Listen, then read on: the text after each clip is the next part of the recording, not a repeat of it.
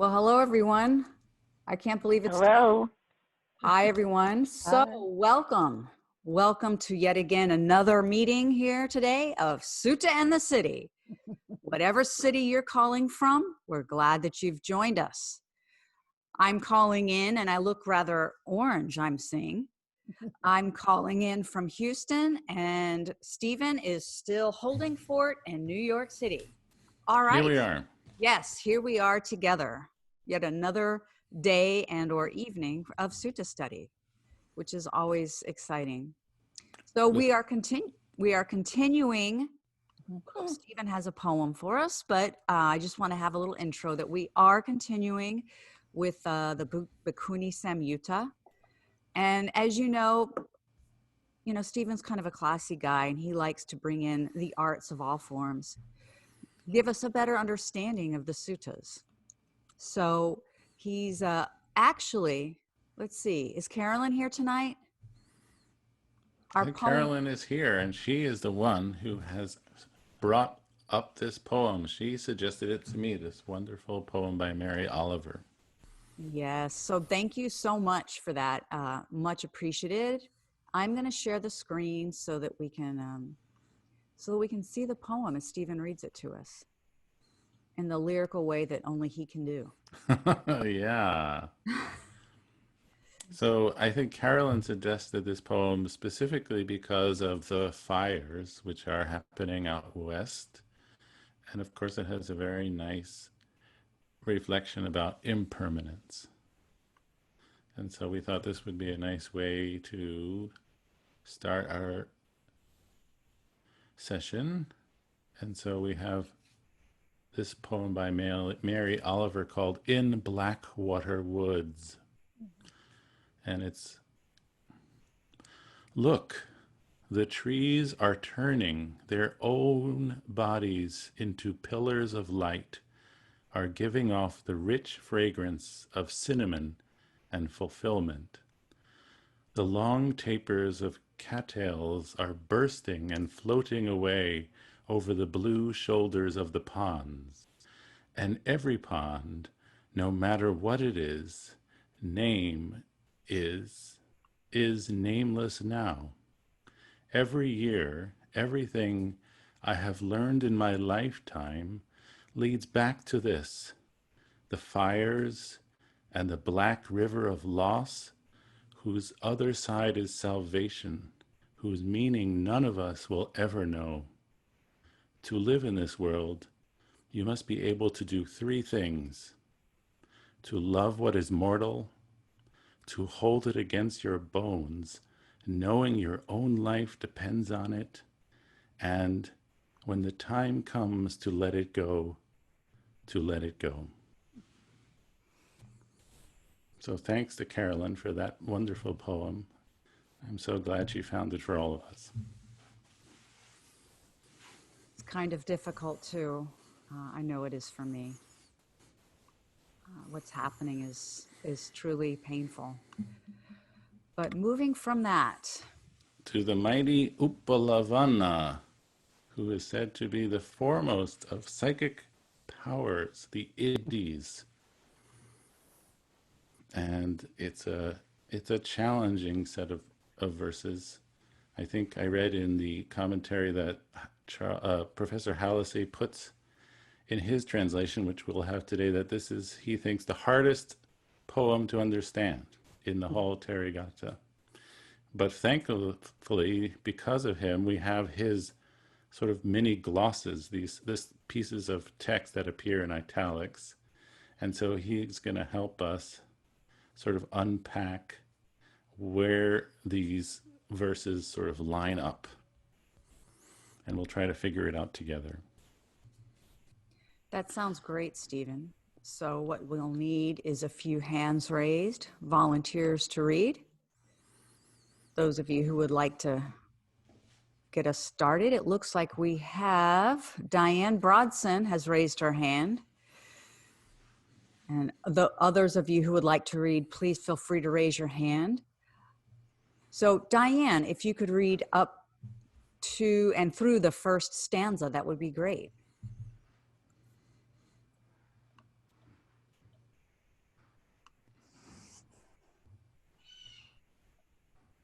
at Sawati. Then, in the morning, the bhikkhuni Uppalavaṇṇā, dressed, she stood at the foot of a sal tree in full flower. Then Mara, the evil one, desiring to arouse fear, trepidation, and terror in the bhikkhuni Uppalavaṇṇā, desiring to make her fall away from concentration, approached her and addressed her in verse. Having gone to a sal tree with flowering top, you stand at its foot all alone, bhikkhuni. There is none whose beauty rivals yours. Foolish girl, aren't you afraid of rogues? Then it occurred to the bhikkhuni Uppalavaṇṇā, now who is this? Ah, this is Mara, the evil one, desiring to make me fall away from concentration. Then the bhikkhuni Uppalavaṇṇā, having understood this is Mara, the evil one, replied to him in verses. Regina, you're muted. Thank you so much for that beautifully dramatic reading. That was wonderful.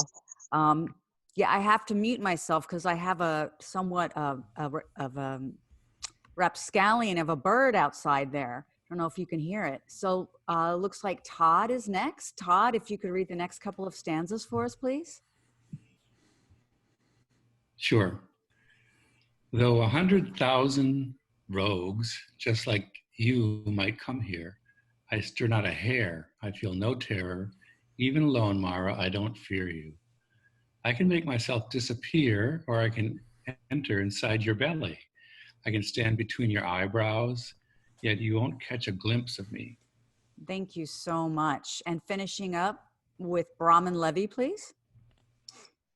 I am the master. I am the master of my mind. The basis of power are well developed. I am freed from all bondage. Therefore, I don't fear you, friend. Then Mara, the evil one, realizing that bhikkhuni Uppalavaṇṇā knows me, sad and disappointed, disappeared right there. Thank you so much. Once again, poor Mara slinks away. Mara doesn't make it. Fails, foiled again. That's right. I wanted to mention something before we got on to the other text, because there's a footnote which should be pointed out in reference to 532, which is, I guess, across 2 pages. He says here, there is none whose beauty rivals yours. And just to make it clear, the title, the name, the Dhamma name, Uppalavaṇṇā, is a Pali word, a compound which is made up of the word Uppala, which means a lotus flower, and the word Vana, which has many meanings, but here it means either beauty or color, or it could even mean complexion. And so her name could be something like lotus flower complexion or lotus beauty. And so her name refers to her physical beauty. And so here we have Mara being suave, making a pun on her name, talking about her unrivaled beauty. And shouldn't she be afraid walking around alone looking like that? And so it's sort of charming in a weird way. I think it's interesting that being beautiful puts her in a place of danger. I also, one of the things that I found really nice for me was describing the sal tree that was in full flower. Sort of brings to mind Uppalavaṇṇā herself, who seems to be in full flower with her beauty. Mm-hmm. So I really liked that.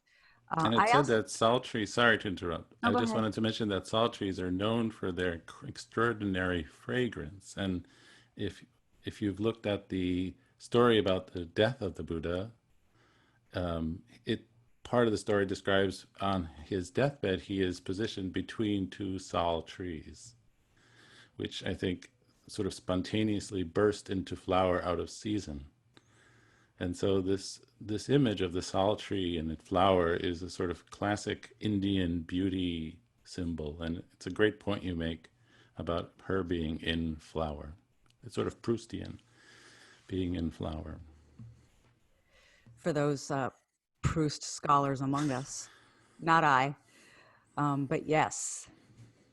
I also want to point out that she was one of the foremost, I believe that you mentioned this, Stephen, that she was foremost in terms of the supranormal abilities. And so when she's saying, you know, I can make myself disappear, I can enter inside your belly, these are, to my mind, these are not metaphors. These are things that she actually can do. That is what it said, yes, that she mastered these incredible abilities. I think we'll have them mentioned again in the Therigatha verses, the Yes. 6. Right. Yeah, let's just go on to the poem. I wanted to say, for those of you who are already like shutting down and saying, that's crazy talk. Let's just look at some really, really talented yogis who've practiced all of their lives, or very strong meditation practitioners. Like a yogi can literally slow down his or her heartbeat to a few beats a minute. I mean, this has been documented. And for us, you know, it seems crazy, but when someone trains really profoundly, they can do that. Just as strong meditators have actually different brain structures as well, and can think differently, have a stronger, greater volume in the hippocampus. So let's not totally shut down what is possible and what is impossible just through our own vision, I guess, is what I kind of wanted to say there. So now we'll get into her poem, translated by Halsey. Right. And just to mention again that this italicized text is Halsey's sort of help in understanding how these verses sort of fit together to make a complete narrative. Right. And when she's speaking here, she's speaking of another person's story. And we have Ayavimala next up. If you could read the next few stanzas, please, that would be wonderful.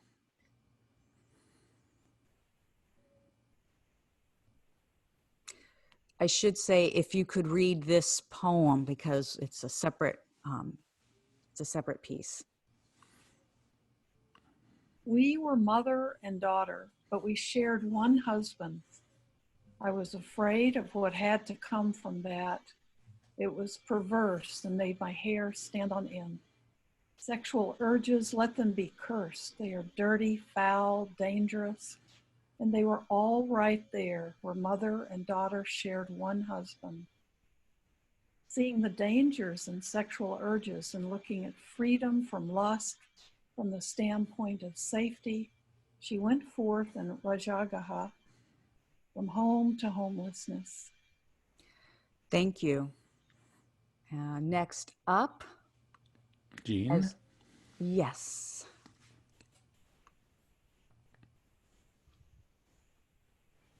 Jean?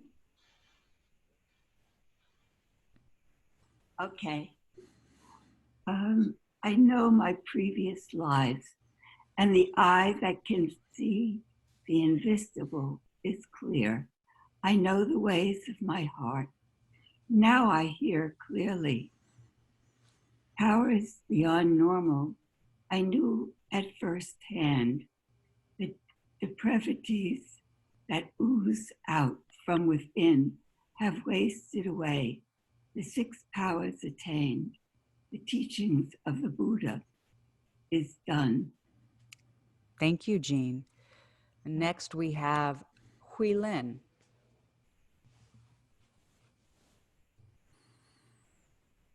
Beginning at 2:29, speaking at the time of the twin miracle.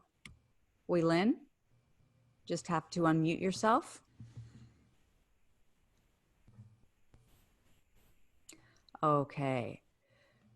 While you work that out, Hui Lin, unmuting yourself, we'll have Suan, are you there and ready? Okay, it looks like Hui Lin is ready. Sorry. With those powers, are you from nothing, a shepherd with 4 horses. I worship the feet of the Buddha, the protector of the world like no other. You came to this tree in full bloom, and you now stand there, all alone at the foot of a sad tree. No one else here. Foolish child, aren't you afraid of it? Thank you so much. I believe Young Kuei had her hand up, waiting for Uppalavaṇṇā's reply. Even if 100,000 scamps were to come, I would not turn a hair, nor would I flinch one bit. So Mara, what will you do when it is just you all by yourself? Maybe I will just disappear, or maybe I will get inside your belly, or maybe I will stand between your eyebrows. But wherever it may be, you won't see where I am standing. I have my mind under control, powers beyond normal a mind to use. The 6 powers have been attained by me. The teaching of the Buddha is done. Thank you so much, Young Kuei. Sue-Ann, are you here tonight? Would you like to finish the poem? Okay. Is there anyone who would like to finish the last 2 stanzas? Who hasn't read? Gina, why don't you read it? Yep. The pleasures of sex are like swords and stakes, the body, sense, and the mind just the chopping block on which they cut. What you call the delights of sexual pleasure are no delights for me now. What you take as pleasures are not for me. The mass of mental darkness is split open. Know this, evil one. You are defeated. You are finished. Yay. The Bhikkhuni wins again. Wait, what do we have so far? Bhikkhunis 3, Mara 0? I Something think like it's looking that way. It is. It is. So looking at this poem, which again I found really powerful. It's pretty interesting that she starts her poem by actually remembering a story which is not her own story. Yeah, and I was actually glad for her that wasn't her own story. This is a terrible story. I mean, really, so awful. Why do you think that is, that she starts off by remembering someone else's story? I don't really know. I mean, I would imagine that this story must not have been an incredibly rare story, sadly. That it would seem as if this story was a story known to many people, that probably people knew people that had to be in this situation, that it was unfortunately not that rare. And I think it talks about several things. One, of course, is the position that women of her time were put in and the tragedy of it. And she seems to be talking about a way out for those women, which is, of course, would be the Bhikkhuni order. And, of course, the Buddha's own teaching to follow the path. But what do you think? Why do you think she's kind of made this story but not speaking autobiographically? Yeah, that's a good question. I mean, to me, when I'm looking at this, to me it's an extreme example of lust. I wouldn't say gone awry. I would say of a man's craving, and I guess I'm seeing it as a pinnacle. And so she's using this as an example of how things can be. And then she's saying, look at this and how awful it is. Forget it. I want nothing to do with it. Yeah. It would seem to be a sort of like a shining in a bad way example of how horrible samsara really can be. And if there was any doubt that one should make a very, very strong effort to remove oneself from this style of life, this would be a good example of why one would do that. Right. That, life is beautiful is actually not a sentiment shared by millions of people. Oh, Many actually, people live in actual misery. Sorry, go ahead. No, I just wanted to say, yes, I wanted to agree with you, but I actually, instead of millions, I would offer billions. Yeah.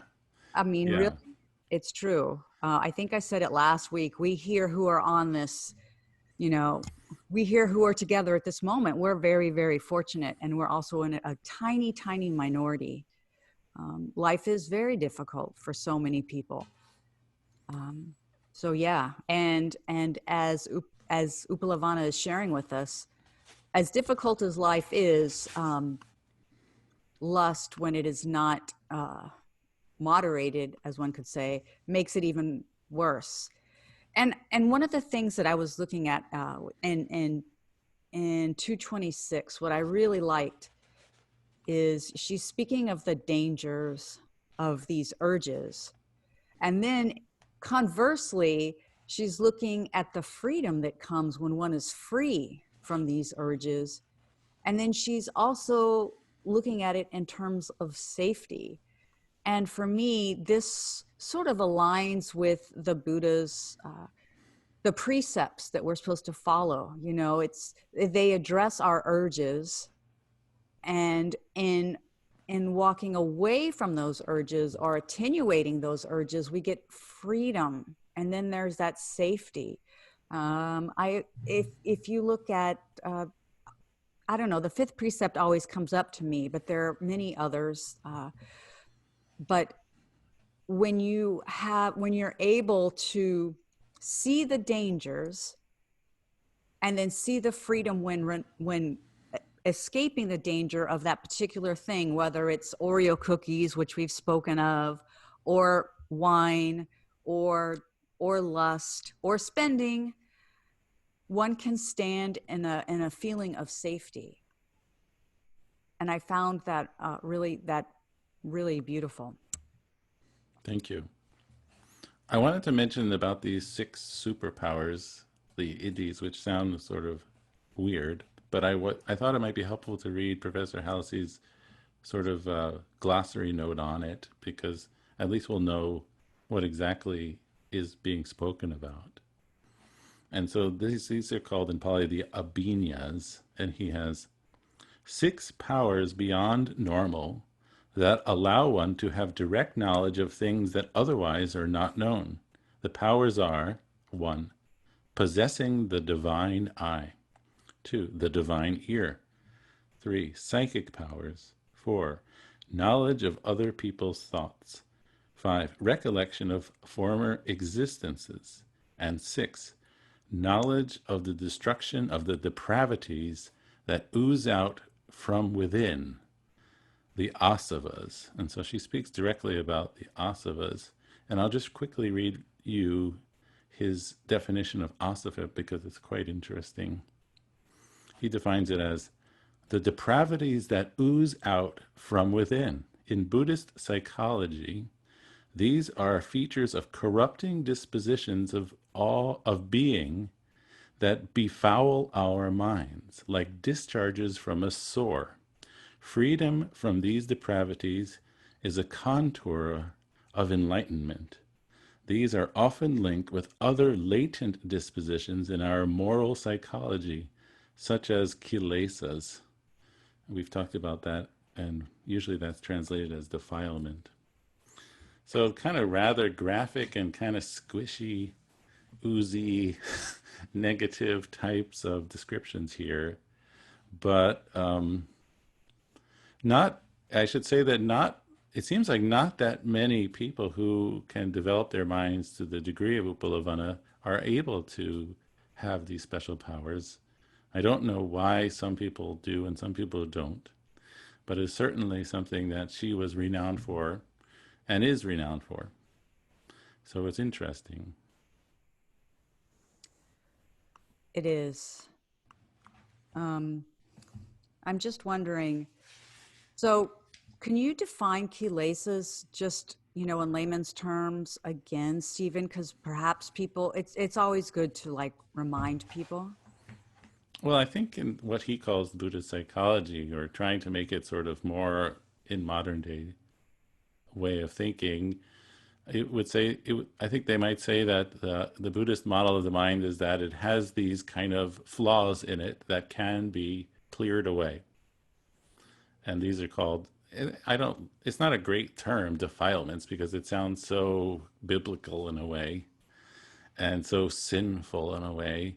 But I think that it's not so much that these things are superimposed upon from some sort of outside negative power, but rather it's often in the suttas we see this with the metaphor of a type of metal which is taken from the earth and then worked and purified. And so, for instance, gold or silver as an ore or as a material removed from the earth is sort of bound up when taken out with impurities. And that's the sort of the state, natural, quote, natural state of these metals. And it said that a metal worker can, through work, purify them into pure gold or pure silver.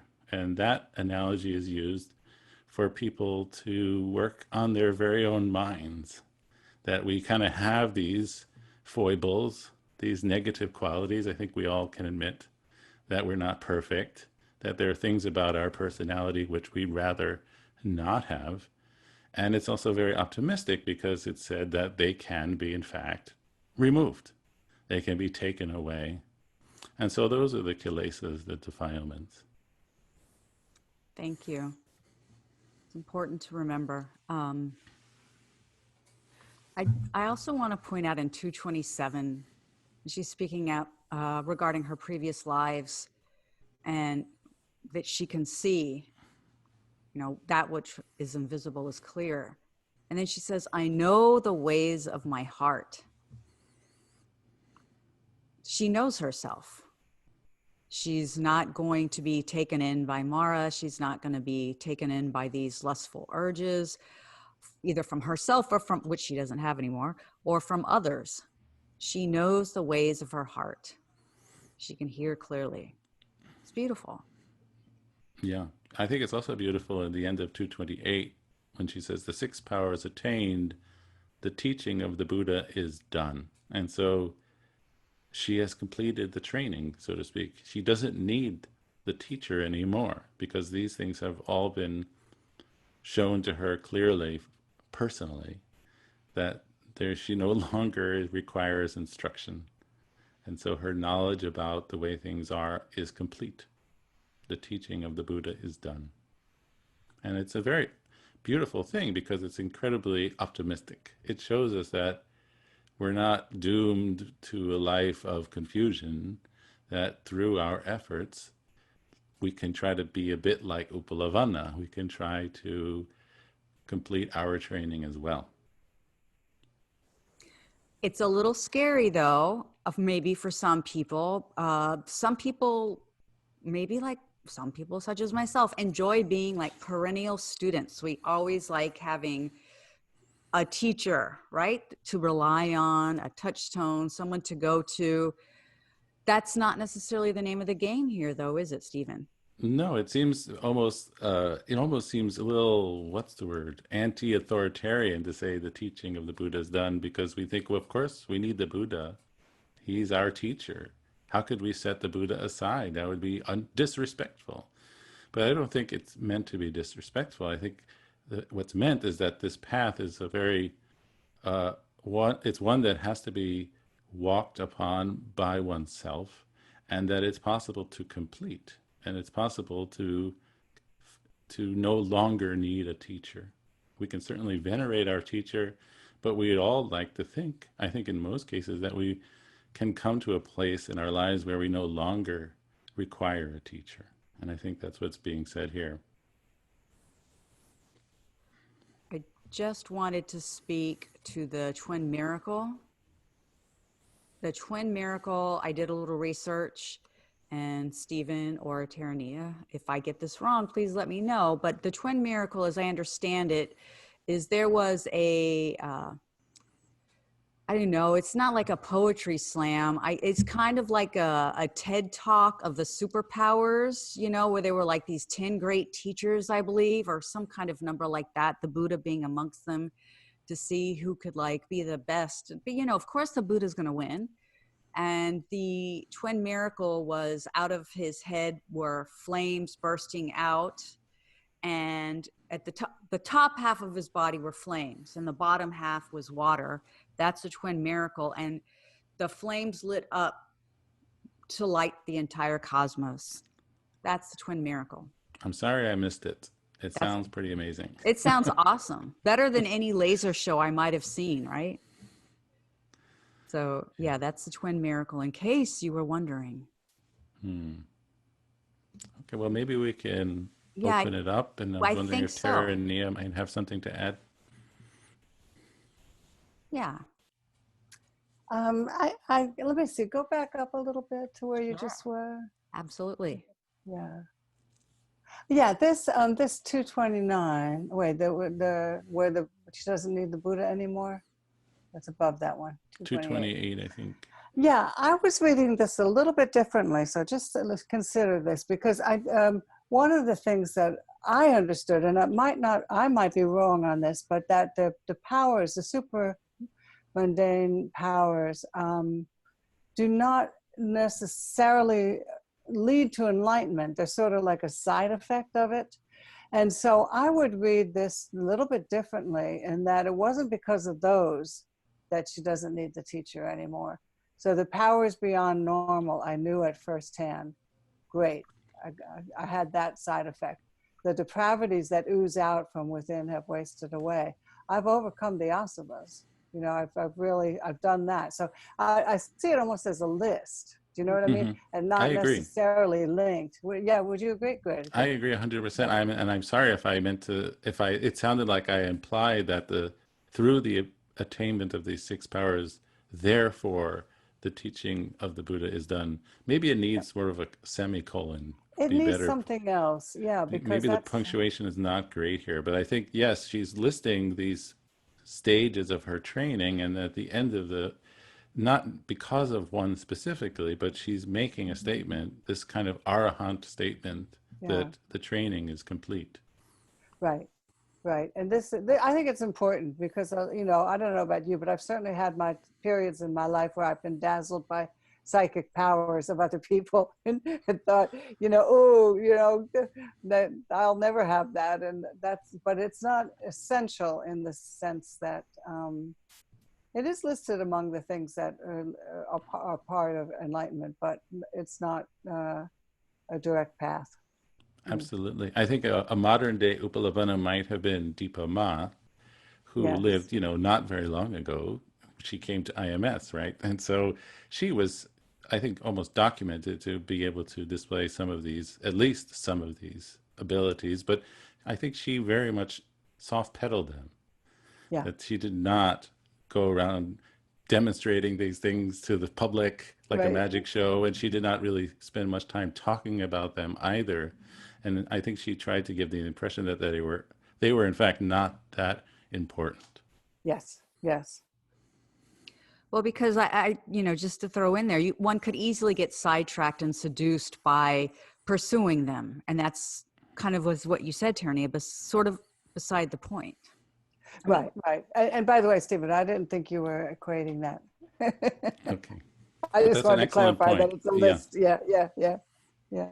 Great. So we have Jerry's hand raised, and after that, Young Kwei. Thank you, and good day to everyone, or good evening.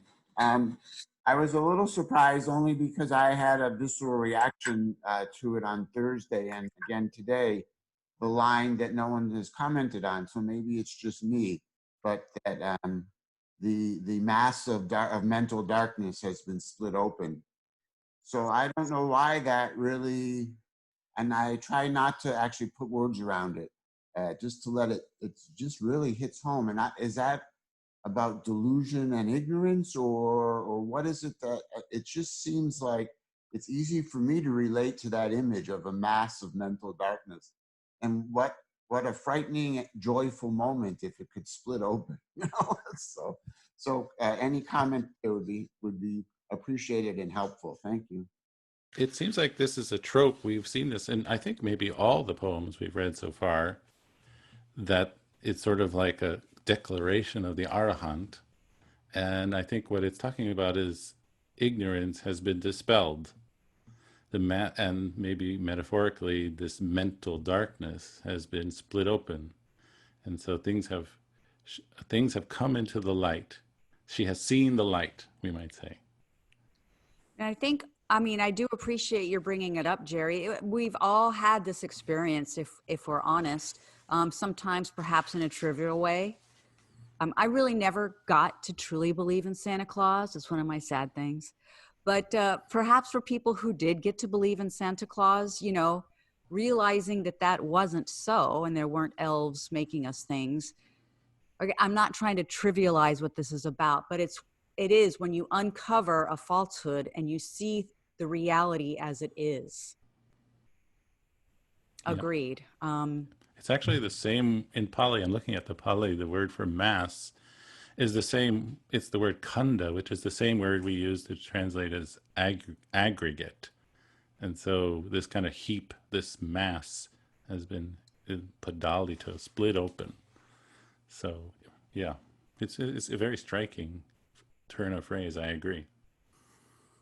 Definitely. So, sometimes I've used the line instructively that to me, maybe that's why I like this, that all you have to a certain extent, the practice is just seeing. So the mental darkness is just split open. It's just, I guess, to be seen.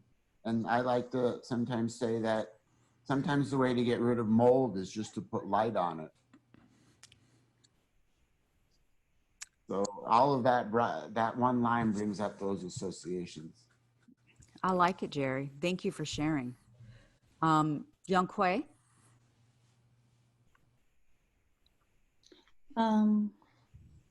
Yeah, so I'm relating to this. I feel like I'm trying to imagine if I were her, or no, if I were a woman back then, or even now, to be raped, to be abused or incest by the father and the mother standing aside, what that is like. You know, still happening today, and it's still happening, I think. I mean, I've heard like in nuns, there's a nun community, right? They're protecting themselves with martial arts. So imagine even this woman who, like with all the super mundane powers, let's say in the old times, she learned, I was thinking that's dissociation. You know, her body could be abused in that very moment. Still, you know, she can't defend herself, and someone much stronger with the sword against her throat or whatever is happening. But in her mind, she can be free from what's happening. And this happens for regular people too, when they just dissociate, they don't have the Buddhism mental, you know, meditation intentionally dissociating, but they also defend themselves from the harm by dissociating. And so I was interpreting it that way. And then when I read it that way, then I thought about all those verses like 228 about whose depravities is she referring to? Is she talking about her aggressor, or is she talking about her own depravities? Has she internalized her own shame, or whether that gets mixed up in that? And then the whole, you know, was it Jerry who raised that question about the mass of mental darkness? I was sensing that from her perspective, there must be so much shaming that was happening, and that she internalized, you know, the blame and so on being and also back then, even today too, you know, different degrees of that, women as objects and as possessions, chattel, and to gain freedom from that. It's really, really powerful. And I'm trying to contextualize that and what that really meant back then. And it's somewhat disturbing and somewhat amazing that how did this get recorded, and you know, I appreciate how this crossing of Buddhist teaching and the stories crosses a whole swath of human experiences. Yeah. And how do we learn from that? And share light on today's. Yeah. Thank you. I think it's important to remember that these poems were not written down by these bhikkhunis, that they were composed in their mind. This was an oral culture, right? There was no paper and pen. And so these poems were composed in their mind, and then they were recited for others, right? That would be the purpose of them, to let others know their story. And so it was very much a sharing activity. It wasn't it wasn't a woman in a room writing her memoirs. This was a sharing activity which was then taken by others and shared to others through this oral tradition by recitation. And it's in verse, so it's like a work of art, these verses. It's not just a story. And I think it's a very beautiful image to kind of imagine these women relating these tales orally, spoken out loud in verse, in a kind of very powerful way to kind of tell the story of Uppalavaṇṇā and tell everyone how she was able to succeed. It's wonderful. Well, it's incredibly empowering. And, you know, the same goes for the story of Patachara, who lost her entire family in such a horrifying way. You know, you're sharing in like this historical grief of these people, but at the same time, you're sharing their triumph of their overcoming. And I also think that for me, this is why it's kind of important. I really appreciate that we meet twice a week, because I think there's so little of that happening in our society today. So little sharing of stories, so little sharing of experience. We're all kind of in our own little self-contained unit, and it's not healthy. So I do think this sharing of the Dharma that we do is incredibly important. And the fact that these women were able to become enlightened even in spite of their circumstances bears witness to the fact that it truly is important to share stories with each other. And how wonderful it is that they are told that this was the way out of their suffering. You know, their way out of suffering was not to get their nails done or go on a shopping spree, but to kind of have this very intense type of self-reflection. Yeah, I will also add that that's something that nowadays is not promoted, self-reflection. But it is, I think we spoke last time, of the way through fear is turning towards it. And it's exactly what we're not being taught. You know, we're being taught, as you said, Stephen, to go shopping.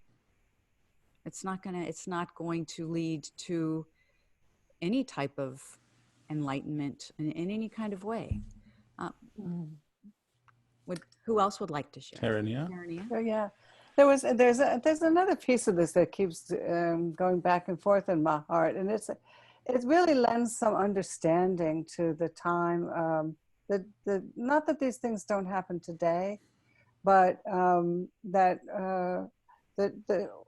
why the Buddha set it up, for example, that the nuns' order had to be within a short distance from the monks, and that the women who were not married or under the care of their father or their brother were fair game, and so these apparent atrocities that took place were probably a lot more commonplace. I would imagine they were. And so for a woman to it's almost like it was so in their face that this was probably a really to call it a blessing would be going too far, but it was the way that their practice was, that it was one of the channels through which they were able to overcome.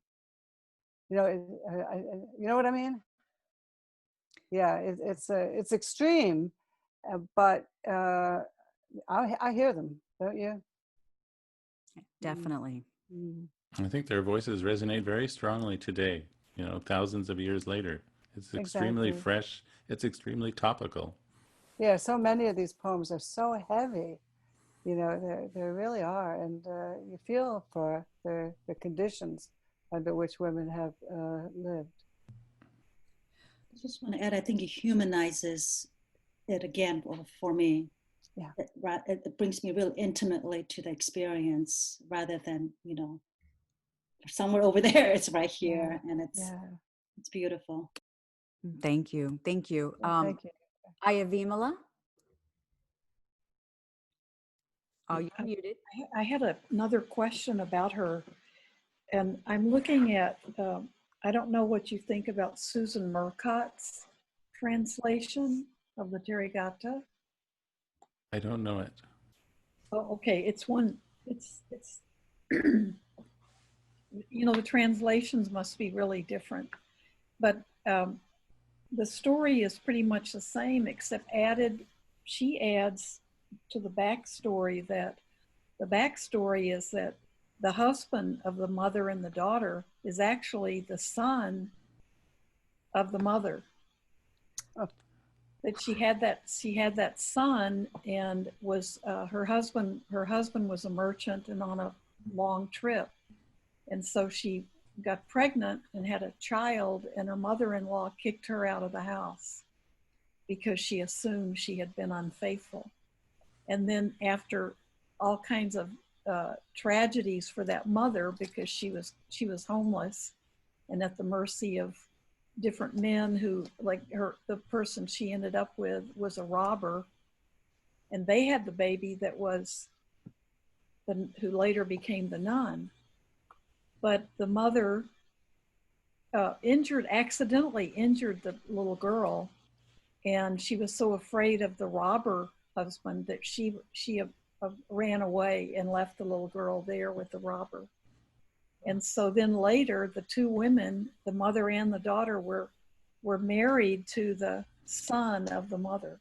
So it was actually also the half brother of Uppalavaṇṇā.